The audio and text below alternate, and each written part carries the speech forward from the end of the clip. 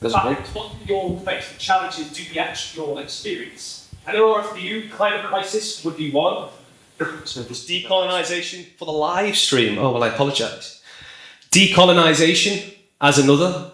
We seem to think that we can undo 500 years in the space of 70. And of course, the unwaning, seemingly impossible to counter rise of big multinational companies. But around these past, Miss Madison and her eyes made it very clear. Don't preach at them, don't bore them. And I thought, right, well, what else am I going to do? Because they're my specialties.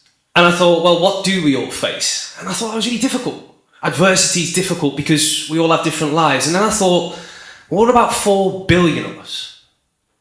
4 billion of us around the world who face the same barriers.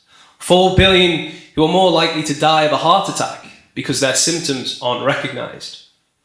Or 4 billion who are more likely to die on the operating table because the surgeons are less familiar with the physiological differences. And lastly, if you get in a car crash, you're more likely to die because the safety features in a car are designed around one person's body, a man's. Now, this is something 4 billion people will experience. And some of those facts can be a little bit silly, almost can be a bit ludicrous to imagine, well, that can't be right, surely. Now, Alia says she reads, and I read quite a lot too. And I got those facts from a book. And the book's premise is that when we think of the average person, we often think of blokes, we often think of men, and that can sometimes lead to important features being ignored. Now, when we think of that gap of inequality, we tend to think of the pay gap. That's what comes to mind. We tend to think that, there's a big difference between what men and women get paid, but it has far greater consequences than that. If we did indeed value some of the work that gets done by all women around the world, for some countries, it could be 50% of their GDP. 50% of Australia's GDP would come from all of the unpaid work that we don't recognise. Now, I would go on, and I would go on, but you could just read the book. You could just read the book. Now, the book is littered with facts. It's littered with facts that are a bit surprising, a bit silly, and a bit ludicrous. But it's not all bad. Just put my bottle down. Now, when I read it, I was like, wow, that's crazy. And there was another anecdote in there. About 20 years ago, it was the earthquake in Indonesia. Now, for those that remember us, that's a crazy long time. I can't believe it was 20 years. Now, I was just a child at the time.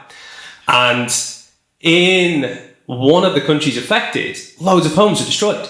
Loads of homes were destroyed, so they needed replacements. And they were built by a team. And 20,000 temporary shelters were built, all equipped without a kitchen or a washroom. Because the men in charge of designing them didn't think, oh, we'll need a kitchen. We'll need somewhere to clean. 20,000 homes. Now, when I found out about that, I thought, wow. And ever since I became aware of it, I've endeavoured to make sure that I sort of champion all of those brilliant women and students in my life. And I taught them up endlessly every day.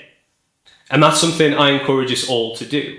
And the reason why is because, we can't tell research teams what to do. We can't educate surgeons to be more responsive, but that is our way that we can address that gap. Because when that gap is short, something as simple as, right now, there is an election in the UK, and at the end of that, we'll have a new leader. If there are 10% more female MPs, 10% will be spent more on education. A more educated society is a better society. But those tangible positives aside, it makes a society that's what a society should be, which is a society on an equal basis and something we can be proud of. Now, if we're thinking about the limits of human capability and what comes next, then we have so much to hope for. And the reason why is because there's a slogan that says the future's female, and if it is, we are in such safe hands. Because since coming here, I have been amazed, utterly amazed, by the compassion, the empathy, the academic intelligence, and the emotional intelligence of the girls that I teach every day. So if the future is female, then the future is so bright. Now, that is just about my 7-minute limit. So I shall leave it there, folks. Thank you so much for listening. Thank you.